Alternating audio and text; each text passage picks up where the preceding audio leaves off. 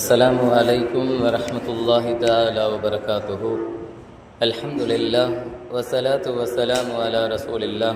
أما بعد فقد قال الله تعالى في القرآن العظيم وفي الفرقان المجيد: أعوذ بالله من الشيطان الرجيم. بسم الله الرحمن الرحيم. واذكروا نعمة الله عليكم. صدق الله العلي العليم. கண்ணியத்திற்கும் பெருமதிப்பிற்கும் உரிய அல்லாஹுடைய நல்லடியார்களே, அல்லாஹுடைய மாபெரும் கிருபையினால் புனிதம் நிறைந்த ரமலானை அடைந்து அமல் செய்யும் பாக்கியத்தை யா அல்லாஹ் எங்களுக்கு தந்திருக்கிறாய். அல்ஹம்துலில்லாஹ். கண்ணியத்திற்குரியவர்களே, அல்லாஹு தாலா மனிதனுக்கு எண்ணற்ற நிஅமத்துகளை வாரி வழங்கி இருக்கின்றான். உடலிலே இருக்கக்கூடிய ஒவ்வொரு உறுப்புகளை பற்றி சிந்தித்து பார்த்தால், நம்முடைய கண் பார்வையை சிந்தித்து பார்த்தால், நாம் கேட்கக்கூடிய கேட்கும் திறனை சிந்தித்து பார்த்தால், இன்னும் இதர உறுப்புகளுடைய இயக்கங்களை எல்லாம் நாம் சிந்தித்து பார்த்தால், அதனுடைய விலை மதிப்பில்லாதது, அது கோடிகளை கொடுத்தாலும் கிடைக்கக்கூடியது அல்ல என்பது நமக்கு தெளிவாக ஆகும். அந்த அளவிற்கு மிகப்பெரிய நிஅமத்துகளை நாம் அனுதினமும் நாம் அனுபவித்து கொண்டிருக்கிறோம் வாழ்க்கையிலே. அதற்குண்டான நிஅமத்துக்குண்டான நன்றியை நாம் செலுத்துகின்றோமா என்கிற சிந்தனை நமக்கு வந்துவிட வேண்டும். அல்லாஹு தாலா சொல்லி காட்டுவான் குர்ஆன் வசனத்திலே, வதுகுரு நிஅமத்துல்லாஹி அலைக்கும், உங்கள் மீது அல்லாஹ் புரிந்திருக்கிற அருள் கொடைகளை நீங்கள் நினைத்து பாருங்கள் என்பதாக அல்லாஹு தாலா இந்த ஆயத்தின் வாயிலாக சொல்லி காட்டுவான்.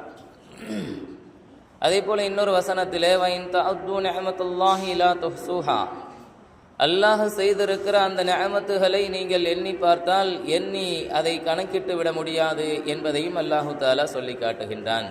ஆக அல்லாஹ் புரிந்திருக்கிற நிஅமத் என்பது எண்ணில் அடங்காதது என்பதை நாம் புரிந்து கொள்ள வேண்டும். அபூ ஹுரைரா ரலியல்லாஹு தஆலா அன்ஹு அவர்கள் இரவு நேரங்களிலே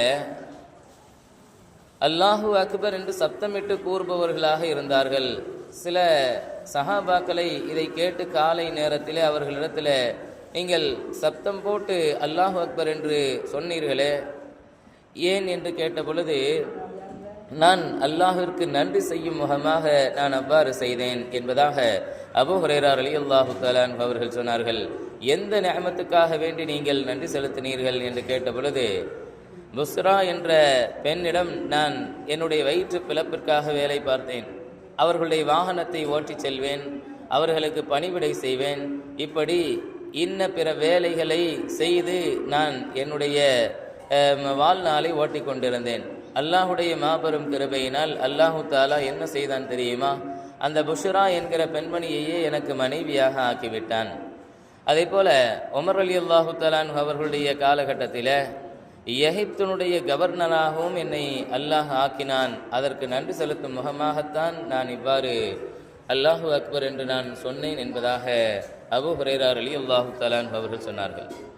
ஹாக்கிமிலே ஒரு ஹதீஸ் வருகிறது, அல்லாஹ் ஒரு அடியானுக்கு ஒரு நிஅமத்தை கொடுத்து அது அல்லாஹுடைய அருள் கொடைதான் என்று அந்த அடியான் அறிந்து கொண்டால் அதையே அல்லாஹு தாலா நன்றியாக எடுத்துக்கொள்கிறான். நன்றி செலுத்துவதாக அல்லாஹு தாலா அதை ஒப்புக்கொள்கிறான். அதே போல ஒரு பாவம் செய்துவிட்டு மன்னிப்பிற்கு முன்னால், மன்னிப்பு கேட்பதற்கு முன்னால் அவன் வருந்தி அவன் அல்லாஹ்விடத்திலே அந்த வருத்தத்தை தெரிவித்தால் அந்த வருத்தத்தையே அல்லாஹு தாலா தௌபாவாக அங்கீகரிக்கிறான். ஒரு மனிதர் ஆடையை வாங்கி உடுத்தும் பொழுது அல்ஹம்துலில்லாஹ் என்று சொல்லி, எல்லா புகழும் அல்லாஹ்விற்கே என்று சொல்லி ஆடையை அணிந்தால் அந்த ஆடை முட்டுக்காலை அடைவதற்கு முன்பதாக அவருடைய அந்த அடியாருடைய பாவத்தை அல்லாஹ் மன்னிக்கிறான் என்பதாக பெருமானார் ஸல்லல்லாஹு அலைஹி வஸல்லம் அவர்கள் சொன்னதாக ஆயிஷா ரலியல்லாஹு தஆலா அன்ஹா அவர்கள் அறிவிக்கிறார்கள். ஹாக்கிம் என்ற கிதாபிலே பதிவு செய்யப்பட்டிருக்கிறது. ஆக கண்ணியத்திற்குரியவர்களே, நாம் சிந்தித்து உணர கடமைப்பட்டிருக்கிறோம். எத்தனையோ விதமான நிஅமத்துகளை எல்லாம் நாம் அனுபவித்து கொண்டிருக்கிறோம் என்பதையெல்லாம் நாம் ஒவ்வொரு மனிதரும் சுய பரிசோதனை செய்து கொண்டால் அந்த நிஅமத்துகளுக்கு பகரமாக நாம் எவ்வாறு அல்லாஹ்வை நன்றி செலுத்தி கொண்டிருக்கிறோம் என்பது நமக்கு தெளிவாக விளங்கும். ஆக அந்த நிஅமத்துகளை நாம் அனுதினமும் அந்த நியமத்துகளுக்கு நன்றி செலுத்தக்கூடியவர்களாக ஆக வேண்டும்.